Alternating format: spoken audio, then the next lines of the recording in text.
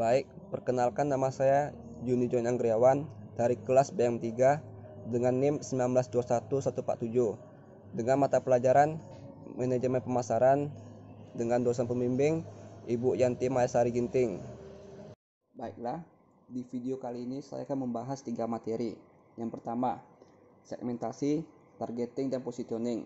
Yang kedua, siklus hidup produk dan knowledge management. Yang ketiga, menciptakan nilai kepuasan dan loyalitas pelanggan. Yang pertama, segmentasi. Pengertian dari segmentasi merupakan proses membagi pasar menjadi bagian-bagian yang lebih kecil berdasarkan dari karakteristik yang memiliki nilai. Melalui segmentasi pasar, aktivitas pemasaran bisa dilaksanakan sesuai dengan rencana dan memperoleh hasil yang maksimal dalam memberikan kepuasan untuk konsumen. Ada beberapa aspek yang sering digunakan dalam segmentasi pasar, diantaranya yang pertama, demografi. Demografi adalah visualisasi yang terdiri atas kombinasi berbagai elemen, seperti usia, jenis kelamin, pendapatan, pendidikan, etnis, status perkawinan, hingga pekerjaan. Yang kedua, psikografi. Psikografi mengungkap alasan mengapa mereka membeli produk Anda. Segmen ini akan memberikan informasi kepada Anda mengenai pola perilaku pelanggan berdasarkan pilihan pembelian, sikap pelanggan, gaya hidup, hobi, dan sebagainya. Yang ketiga, gaya hidup. Ini adalah segmentasi yang mengacu pada hobi, kegiatan, rekreasi, hiburan, dan penelusuran di luar masalah pekerjaan. Yang keempat, keyakinan dan nilai. Hal ini didasarkan pada keyakinan dan nilai-nilai agama, politik, kewarganegaraan, dan budaya. Yang kelima, tahapan hidup. Segmentasi ini sangat bergantung pada usia pelanggan. Dengan mengetahui kisaran usia pelanggan, maka Anda dapat menentukan produk apa yang kemungkinan besar mereka butuhkan. Misalnya, dari produk HP untuk pelanggan remaja dan penawaran terkait kesehatan untuk para lansia. Yang keenam, geografi. Wilayah geografi tempat tinggal konsumen sedikit banyak dapat mempengaruhi perilaku pembelian mereka. Yang ketujuh, perilaku. Ini mengacu pada sifat pembelian, loyalitas terhadap merek, tingkat penggunaan, keuntungan yang dicari, serta beberapa faktor lainnya. Yang kedelapan, ini bergantung pada tingkat penggunaan dan kepuasan yang didapat oleh konsumen. Yang kedua, targeting. Targeting merupakan tindakan menilai ketertarikan dan minat dari beragam segmen pasar. Kemudian menentukan segmen pasar mana yang akan Anda jadikan sebagai target pasar. Target pasar dipahami sebagai kelompok yang dipilih oleh suatu bisnis untuk dijadikan sebagai calon pelanggan dengan melakukan penargetan dan segmentasi. Ada beberapa aspek yang sering digunakan dalam targeting. Yang pertama, ukuran pasar. Pasar harus cukup besar untuk mengakomodasi sebuah upaya segmentasi dan targeting. Namun, semakin besar pasar, maka persaingannya juga akan semakin ketat. Sementara jika pasar relatif kecil, maka kemungkinan yang Anda dapatkan adalah target pasar yang juga lebih kecil dan spesifik. Yang kedua, perbedaan. Yang dimaksud di sini adalah perbedaan antar segmen. Harus ada perbedaan yang cukup jelas. Yang ketiga, uang. Proyeksi keuntungan harus melebihi biaya rencana pemasaran terhadap tambahan dan perubahan lainnya. Yang keempat, dapat diakses. Setiap segmen harus dapat diakses oleh tim. Anda dan segmennya harus dapat menerima pesan pemasaran yang dibuat. Yang kelima, fokus pada manfaat yang berbeda. Setiap segmen perlu mendapatkan keuntungan yang berbeda. Yang ketiga, positioning merupakan upaya untuk menempatkan posisi produk dalam menghadapi persaingan. Pengembangan strategi pemasaran ini bertujuan untuk mempengaruhi tentang bagaimana suatu segmen pasar tertentu menilai produk maupun jasa ketika dibandingkan dalam kompetensi pasar. Sementara, dalam menentukan posisi pasar Anda harus menunjukkan bahwa produk bisa dibedakan dari kompetitornya. Itulah yang perlu Anda pahami tentang segmenting, targeting, dan positioning dalam strategi pemasaran.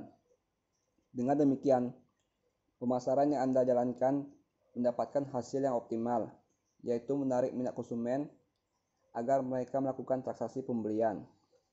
Jika Anda telah berhasil mendorong konsumen untuk membeli produk Anda, maka tahap selanjutnya Anda harus mengupayakan kemudahan transaksi yang akan mereka lakukan. Anda perlu memikirkan sistem transaksi yang bisa langsung dilakukan melalui website. Hal ini ditujukan agar calon pembeli Anda dapat langsung membayar pemesanannya saat itu juga. Untuk mengakomodasi penerimaan pembayaran melalui berbagai metode, Anda perlu menggunakan layanan payment gateway seperti Sendit. Menerima pembayaran sesuai dengan preferensi pelanggan dapat meningkatkan penjualan bagi bisnis Anda. Dengan Sendit, Anda dapat menerima pembayaran melalui e-wallet, virtual akun, kartu kredit, gerai retail, dan cicilan tanpa kartu kredit.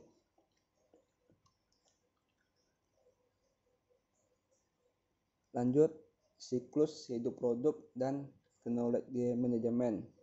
Siklus hidup produk atau produk life cycle adalah konsep penting yang memberikan suatu pemahaman mengenai dinamika kompetitif dari suatu produk siklus hidup. Produk atau produk life cycle ini yakni sebagai suatu grafik yang menggambarkan suatu riwayat produk sejak diperkenalkan ke dalam pasar sampai dengan ditarik dari pasar. Siklus hidup produk atau produk life cycle ini adalah suatu konsep yang penting di dalam pemasaran, dikarenakan memberikan pemahaman yang mendalam tentang dinamika bersaing suatu produk. Konsep siklus hidup produk atau produk life cycle dipopulerkan oleh Levitt pada tahun 1978, yang setelah penggunaannya dikembangkan dan juga diperluas oleh para ahli lainnya. Ada 4 tahap daur hidup produk. Yang pertama, tahap perkenalan. Pada tahap perkenalan ini, barang yang akan Anda tawarkan adalah berupa barang yang benar-benar baru dan dijual dalam jumlah yang lebih besar meskipun volume penjualan masih sangat rendah. Karena masih dalam tahap permulaan, maka biasanya akan membutuhkan biaya promosi yang lebih tinggi karena harus dilakukan dengan lebih agresif. Yang kedua, tahap pertumbuhan. Penjualan dan laba akan mengalami peningkatan yang lebih pesat pada tahap pertumbuhan. Hal ini terjadi karena konsumen sudah sangat mengenal produk Anda, sehingga terjadi peningkatan permintaan. Bisa dikatakan hal ini adalah buah dari promosi agresif yang sering dilakukan sebelumnya. Namun demikian, Anda tidak boleh terus terlena, karena para pesaing akan memasuki pasar dan menjadikan kompetisi menjadi semakin sengit. Trik yang dapat digunakan untuk semakin memperluas jangkauan distribusi dan mampu untuk semakin meningkatkan penjualan adalah dengan menurunkan sedikit harga jualnya. Yang ketiga, tahap kedewasaan. Artinya, penjualan terus mengalami peningkatan pada tahap seperti ini. Dan pada tahap berikutnya adalah akan lebih cenderung tetap. Laba produsen dan pengecer sudah mulai menurun pada tahap ini sebagai akibat dari adanya persaingan harga yang sangat ketat. Untuk menyiasatinya, maka perusahaan sangat perlu untuk berinovasi atau membuat produk baru yang lebih baik. Pada tahap seperti ini, maka tindakan promosi harus lebih digencarkan kembali untuk menghadapi semakin kerasnya kompetisi. Yang keempat, tahap kemunduran. Produk yang telah dihasilkan akan mengalami kerusakan dan harus segera diperbarui ulang dengan berinovasi kembali terhadap produk terbaru. Pada tahap seperti ini, maka peluncuran produk baru sangat penting untuk dilakukan dalam upaya untuk menggantikan produk yang sudah lama. Tanpa adanya produk hasil keluaran inovasi terbaru, maka perusahaan hanya akan dapat menyasar target-target pasar tertentu yang terbatas saja.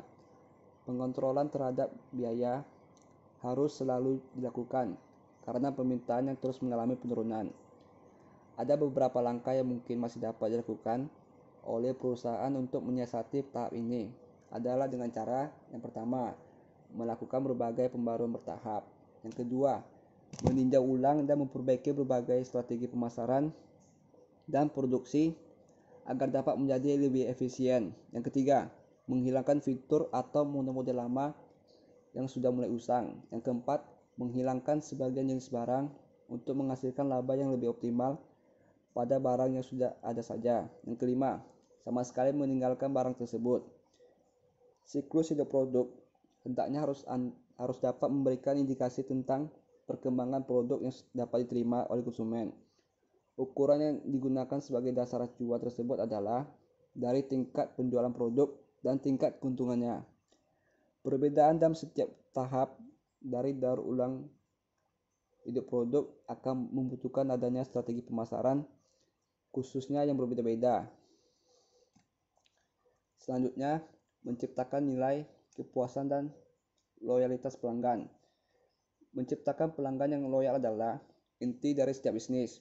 Berikut pernyataan ahli pemasaran Don Papers dan Martha Rogers.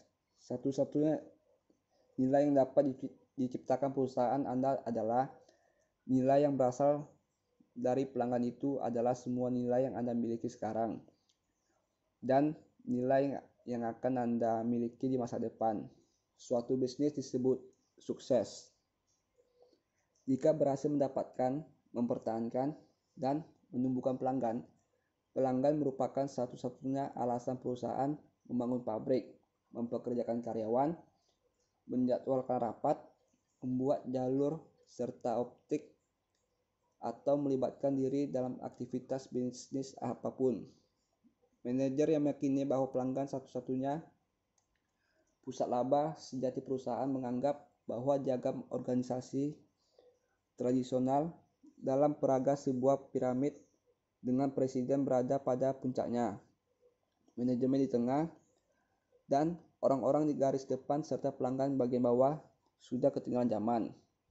Selanjutnya, beberapa perusahaan didirikan dengan model bisnis di mana pelanggan ditempatkan di atas dan advokasi pelanggan menjadi strategi mereka dan juga keunggulan kompetitif mereka. Dengan kemunculan teknologi digital seperti internet, konsumen yang semakin pandai dewasa ini mengharapkan perusahaan melakukan lebih banyak hal daripada sekedar berhubungan dengan mereka, lebih dari sekedar memuaskan mereka, bahkan lebih dari menyenangkan mereka. Cara menciptakan nilai kepuasan dan loyalitas pelanggan. Yang pertama, perusahaan memilah database untuk mengidentifikasi prospek terbaik, lalu mengubah mereka menjadi pelanggan. Yang kedua, memutuskan pelanggan mana yang seharusnya menerima tawaran tertentu. Yang ketiga, memperdalam loyalitas pelanggan. Yang keempat, mengaktifkan kembali pembelian pelanggan. Yang kelima, menghindari kesalahan pelanggan serius.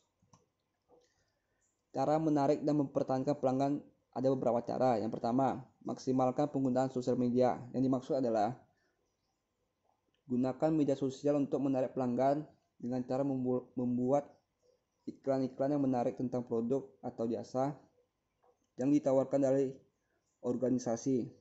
Selalu aktif akun sosial media agar memastikan bahwa produk atau jasa kita dalam target pemasaran. Yang kedua, networking dunia nyata. Membangun bisnis dengan orang yang kita kenal. Karena keuntungan organisasi akan menjadi luas.